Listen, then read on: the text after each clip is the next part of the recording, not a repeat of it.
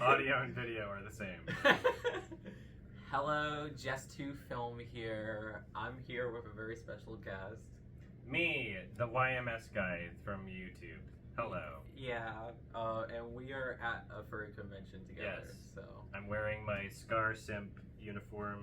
I'm doing it's an all Scar day. This one's a little more subtle. I got my badge. Yeah. Thank you, Dongpa. Badges. But yeah, so we saw a short film. I saw it at Sundance. Adam saw it recently.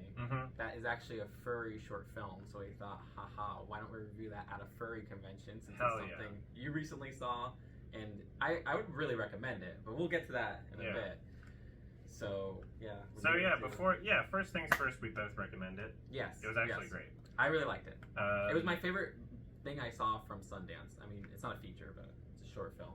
True. It's about 30 minutes long, which you've got to respect because so many documentaries get trapped into the idea of feeling like it needs to be a feature, where, you know, if you're writing something with fiction, you can add more to the story, but if you're doing a documentary, like, there's only so much in terms of what you can film if it's a real life thing that's happening, unless you're going to get super experimental and be like, oh, what does this relate to with Jungian psychology, and like make it about like 10 different things. Like, sure, but I do respect documentaries that know exactly what they are. They don't overstay their welcome, and you know, they're just existing and fulfilling their own purpose in a way that's not gratuitous or overindulgent. Like, I remember you said that with, like, I think it was like Alien on Stage, where it was like, oh, this should have been a short. Yeah, I mean, tons. Like, it's most of the overwhelming amount of documentaries that exist on the planet, feature length, are ones that fall into that trap where they're like, oh, I'm going to film something. This is a cool concept, or like, there's a story here, but then it's like, okay, in the editing room, you don't want it to drag on for so long. You want it to still be watchable, right? And so, you know, shorts, sure, like, it doesn't have the same marketability or reach when you're trying to promote it. But and it feels like a lot of people are like pressured by maybe like, you know, themselves, like, okay, I gotta make this a feature. And we even see that with, you know, non-documentary things where they just stretch it out, and it's like, okay, you can make a short, that's great. Well, what's nice is that at this point with streaming, shorts can actually find a bit of a home and an audience, right? Like, sure, it's not every short that's going to be able to do that. A lot of them wind up on YouTube, but, you know, Mubi, Netflix, like, even Max, like, all of these different platforms host shorts. It's just a matter of, like, how they're being curated or, you know, if they're going to get seen. I thought this was really great. Yeah, I liked it a lot. Maybe not quite as much as you, but I still do recommend it. So, yeah, for once, I'm the one who's a little bit tougher here. You're a hater. I'm a hater. No, I hate furries. No, I still thought it was very good, you know. So, but yeah, this is about a little bit about the furry fandom on VR, but also something that happened from the friendships formed in VR. Which was a very beautiful thing of somebody who needed a kidney donation. Yeah. And just... a transplant. Yes. And the friendship that came from that, and really like how the furry community helps each other, which is something I see all the time. Yeah. Basically, it's a film that is hybrid, filmed in VR and also filmed in real life, which I really love. I love that it tackled both and didn't just stay in one or the other. What's really interesting about VR chat, which is how they filmed most of it, because a lot of furries hang out on VR chat, obviously. It's a social virtual reality thing where you can be whatever you want to be and hang out with people, and you know, there's tons of different worlds and so much creativity and just very user-generated content. Like, the community is building everything and designing maps and all these things. So obviously a lot of furries are going to spend a lot of time there. And what's interesting about VR chat is they have a lot of really cool, user-friendly ways to film within the platform. Oh yeah. Like, yeah, they keep updating it. So that's so cool. You can hold a camera in, like, you're still your character, but you can hold a camera and the camera will film what you want, and you can even like change the lens, like the depth of field. Like you can do artistic things within that's so cool. within the software and actually film things. And so for a while I was, contemplating like, okay, I want to make something someday. What's the most like practical thing? Because I'm always bogged down by practicality. I'm like, could I just film something in VR chat? What story would I want to tell? What would I do? And within that amount of time, I've seen there have been various films, I think maybe some features, but like a bunch of shorts that I've seen like in the programming at film festivals that have sort of capitalized on this idea of, oh, we can film something in VR chat. I remember there was one where it was like someone's falling in love with like an anime girl avatar or something. And it's the varying degrees of like professionalism or intrigue or production value. But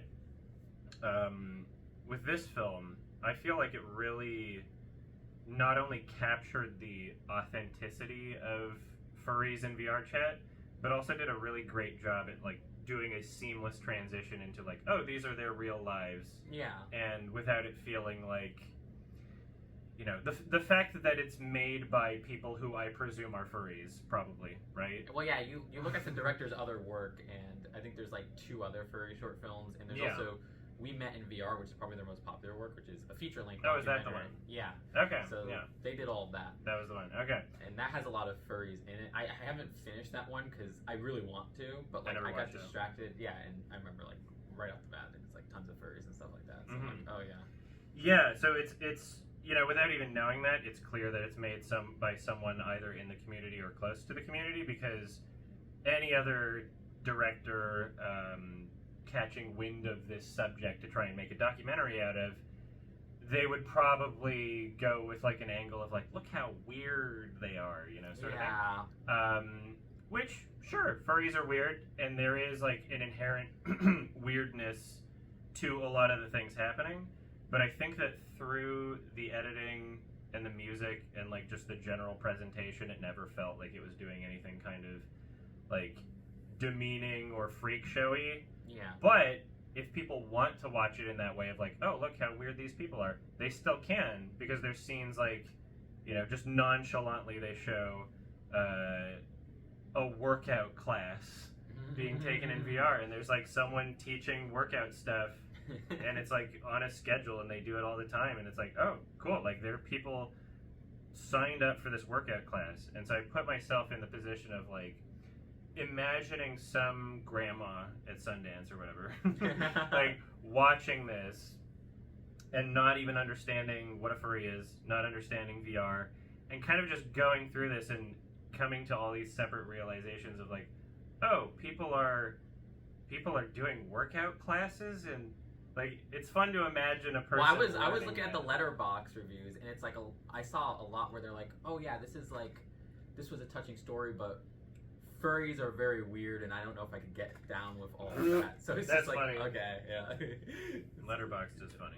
It is very funny. I don't ever, like, unless I want to get insight of people who are outsiders coming into something like this, I rarely look at, like, all the reviews by random people, and I usually just follow my friends and stuff like that. Yeah. Yeah, so that being said, even though it's, like, clearly made by someone who is a furry or is close to the community, it's not inaccessible to people who are not a part of the community. There's tons of people, if you watch my channel and know enough about me, that are at least adjacent enough to the furry community to know what a furry is, or like why someone would feel like dressing up like an animal or expressing themselves in that way. Yeah, and I think like this documentary, like I said in the beginning, has a good summary of furries if you are trying to get like, an understanding of people like us. And I think, again, like Adam said, it has a reachability and accessibility there that could deliver that in a palatable way. Something that I feel like it really captured, which is I think one of the like best aspects of the furry community, is the sense of community and camaraderie. Like, so essentially, the premise of this, and it's real, it's a documentary, is furry friends hanging out in VR. One furry named Hayu needs a kidney transplant and might die.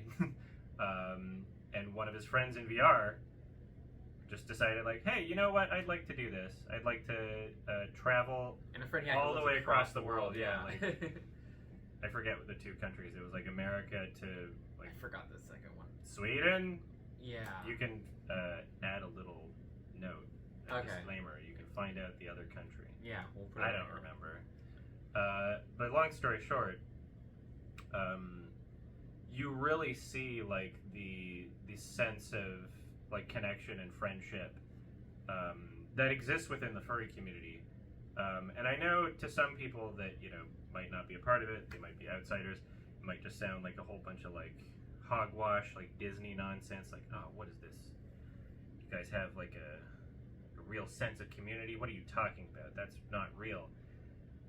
I gotta tell you, like, we're at a furry convention right now.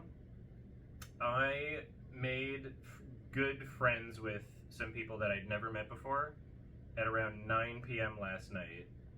And I actually, just for some reasons I'm not going to go into, it's kind of complicated. There were too many people staying in the room that I would be in. Didn't want someone to have to sleep on a floor. I needed another room.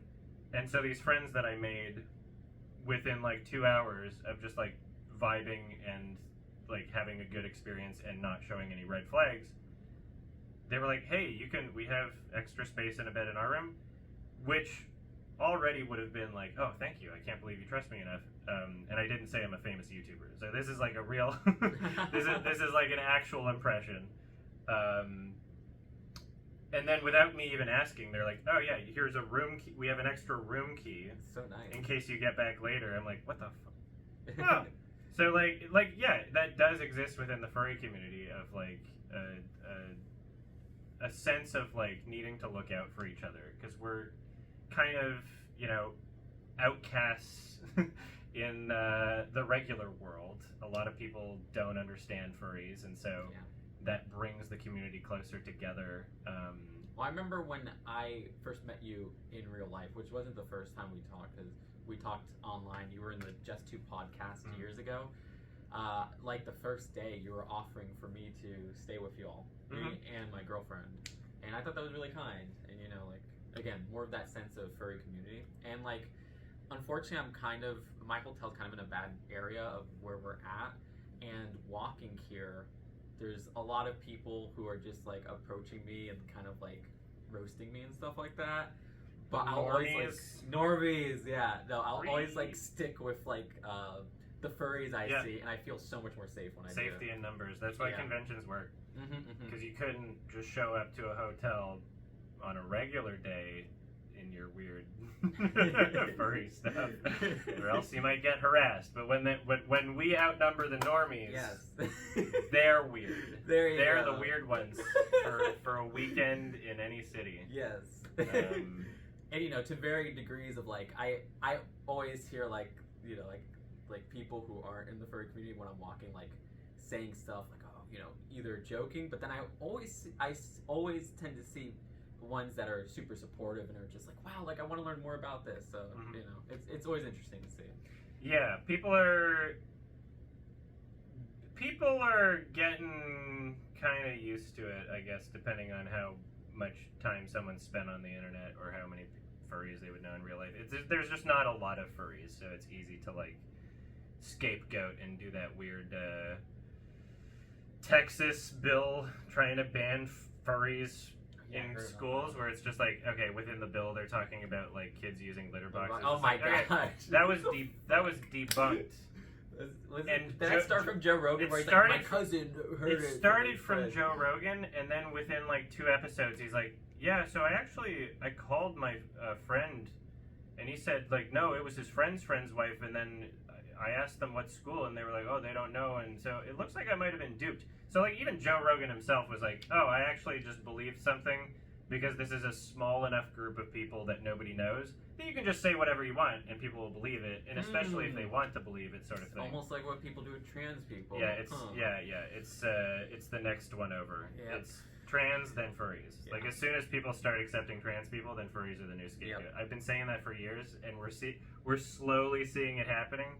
It's just like, yeah, it's dumb. But if you're watching this video, you're smarter. You're more educated. There you go. Yeah, you made it this far. But yeah, I really liked the animation within the game. I don't know if that's the right term. Of like, yeah, like it was very like visually pleasing to look at. Like, you know, the characters talk and stuff like that. Have you done much VR chat? I have never done VR chat, and I want to so bad. You gotta.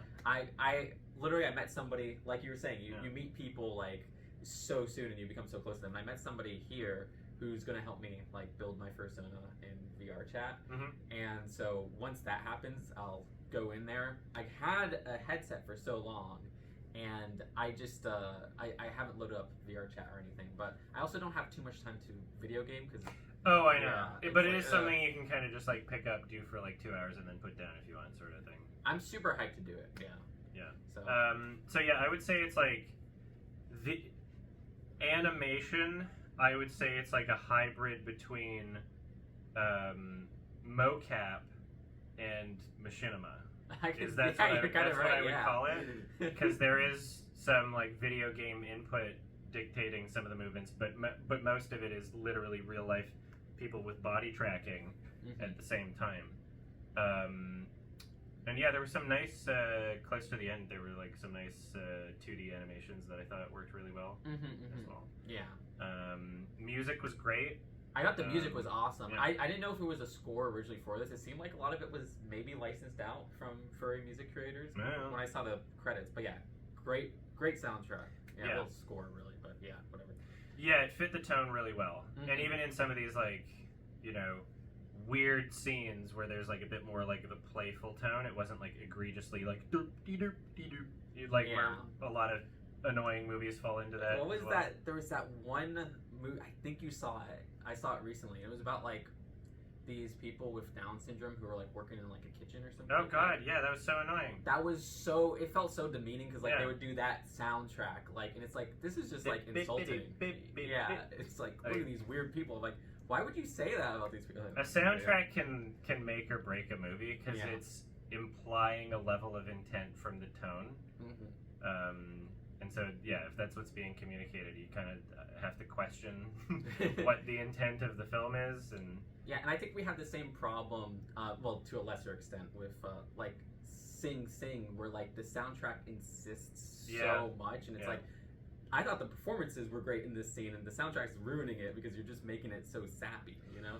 Yeah, unfortunately, because films are such a collaborative effort of many different teams and departments and artists, there can be someone who's a good director that knows absolutely nothing about music and is just like, okay, you take care of it. Or maybe they might give him some notes and be like, here's the tone I want.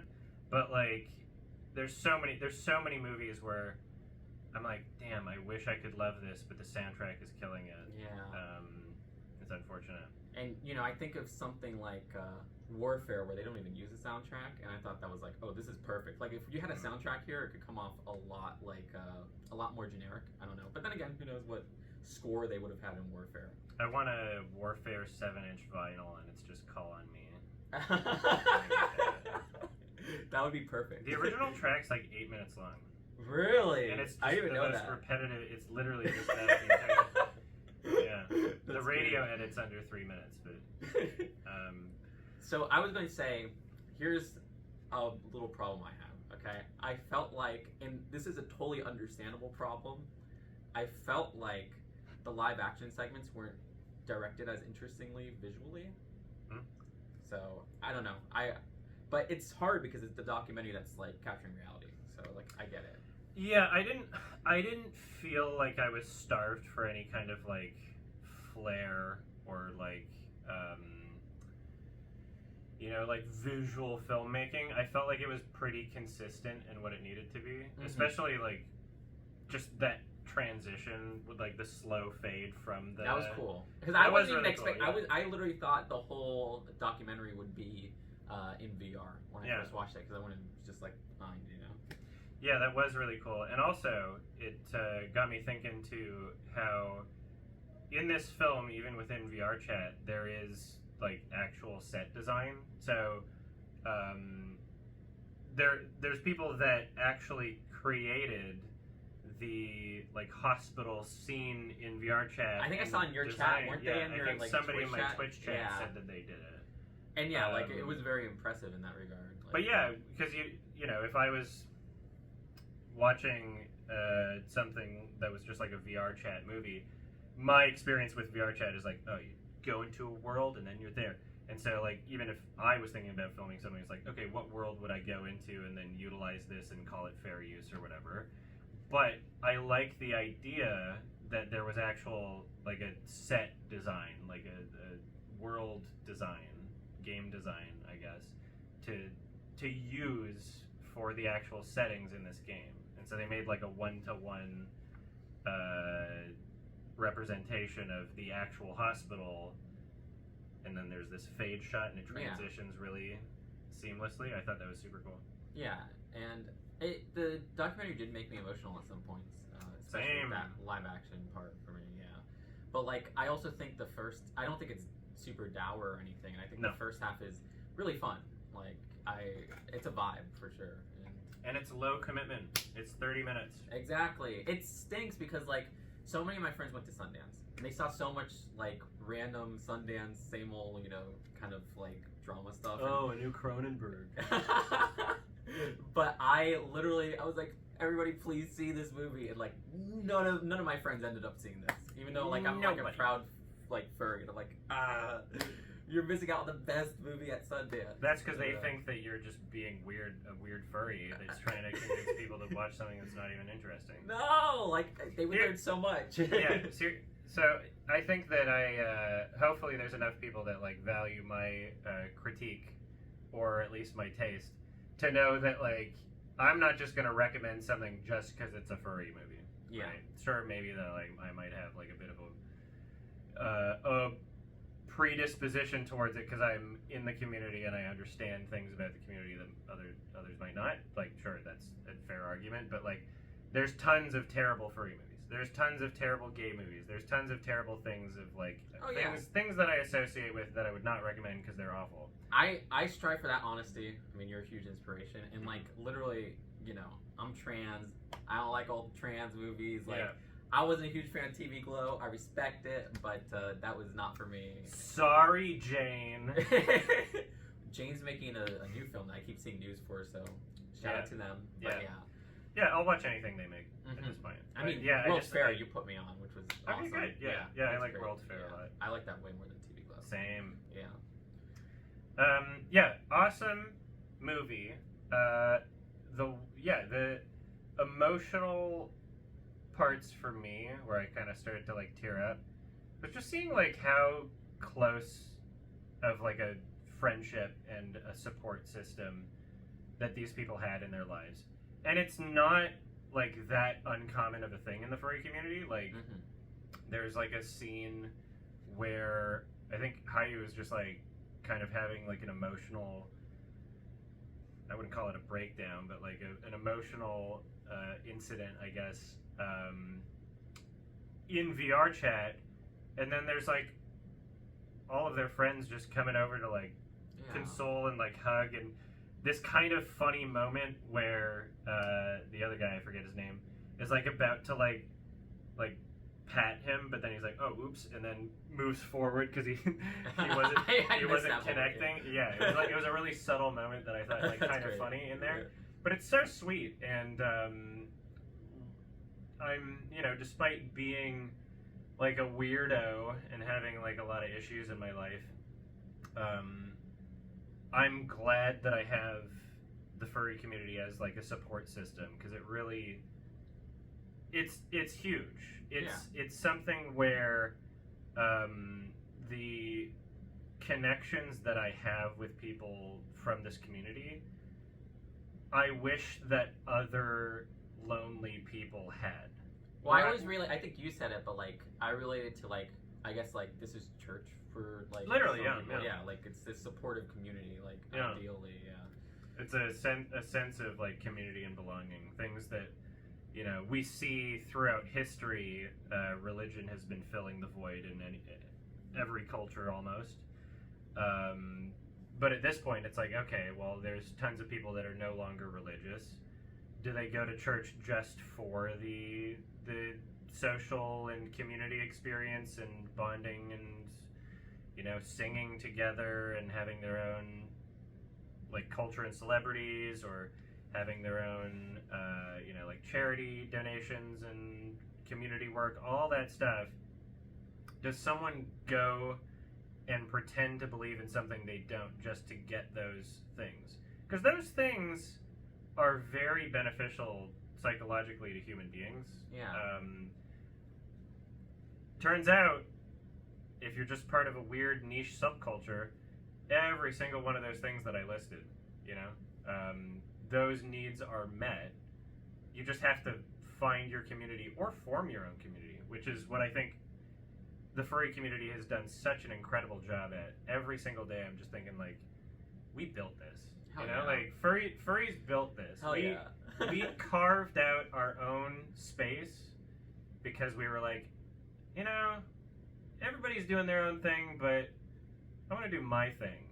And there's enough of us where we're just like, yeah, we like doing this thing. We like doing our own thing. And this is, the types of relationships people have, and like openness, or the lack of gatekeeping, or just general acceptance. Like, it's not found in a lot of places at all. I like the furry community. Literally, like, if I didn't go to Megaplex 2022, I would probably still be like closeted and not like openly transgender or anything. Mm-hmm. Like, that changed my life. That was my first furry convention, and like just seeing there's a space where people could be whoever they want and not be judged, like, really fucking changed my eyes. So like that, like, the furry community has helped me so much. But I mean, honestly, you helped me so much. Your videos, because like I used to be like homophobic at like 12 or something. I think furries were weird. But you literally, I was like, what? This is a gay furry, and he's like the coolest guy. Teaching me all these movies that I never heard of before. Like, the first one I probably saw of your Rex was like The Hunt. So like, yeah, I think all that stems from your place in the furry community and everything. Like, yeah, I love this community, honestly. As cliche as it is to say, but yeah. I am so proud of this community. The classic YouTuber saying. I love that. I love that quote. That's a good one. That's a good one. That was from like. That was the last one. The last that one, was yeah. Final... That was at Daw. Whatever that same one with Will Smith. Yeah. Yeah. Oh my God. Yeah. The final. You know what? As sad as I am for YouTube Rewind to go, because I love cringe, and it was so good. I kept wanting to see more cringe. There probably couldn't have been a better one to end it on. Like, for a final goodbye of like, yeah, we have to stop. That's not a bad one. That was like insane. Oh my God. Yeah. So much from there. I think we said a good amount about this movie. Everybody watch it. I don't know how it's going to be. I heard it was picked up by like. It was like a documentary channel or something, so I hope it's available soon. Yeah, maybe it'll be on like a streaming thing. Yeah. What did you give it out of 10? I give it an 8. Okay. Out of 10. I thought it was great. I thought it was really, really good. I would watch it again. I give it a 7. Maybe it'll go up on rewatch. I want to show it to friends and stuff like that. But yeah, would recommend. Yeah. So I think that's it. Yeah. Any other movie recommendations from you recently? Recently, I did like Warfare a lot. I did too. Yeah, very different. Then all my friends are like, it's propaganda, and I'm like, first off, you're propaganda. It's hard to make one of these without being propaganda. Name one war movie that's not propaganda in some way. Literally name one. You can't. Top Gun. It's inherently propaganda. You literally can't make a war movie without it being propaganda. Literally. And also, anyway, we don't have to debate. But yeah, so that was, that's a good one. Yeah, Warfare was great. I need to catch up on a bunch of shit I need to watch, so like, Well, you're going to a fest soon, and you're probably going to see a lot of the stuff I saw at Sundance. Like, I'm so curious to hear your thoughts on Sorry Baby. Oh yeah, yeah. I was like I was the only person who didn't like that one. Oh shit. I'm like, oh, this is just like a Sundance, like, you know. Shit. What? Now my expectations are lowered. Oh, we have similar tastes. We do, so. Yeah. But I don't know. Maybe, you know, like I remember you gave A Different Man an 8. I gave it a 6. You know, so maybe there's some. But yeah, what did you give Sorry Baby? A 5. I felt like, oh, this is just straight out Sundance. Like, I get it. Like, first feature. Like, I don't know. Good. It's shot well at points, but yeah, I don't know. It has one of your favorite actors in it.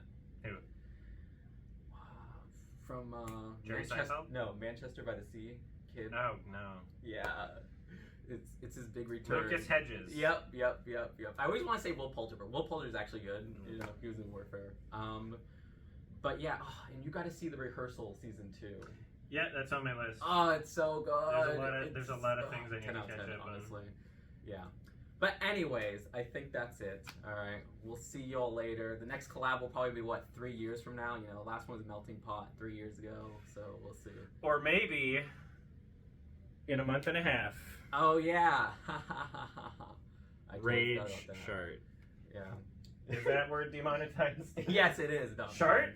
No. I don't think so. I said, I think fucking here a couple times, so we're good. Like, honestly. Alright, cool. Peace, everybody. Peace. Have a happy, Synecdoche? Shrek FurCon. Alright, bye. Bye. You get to see my tail. I know, crazy, right?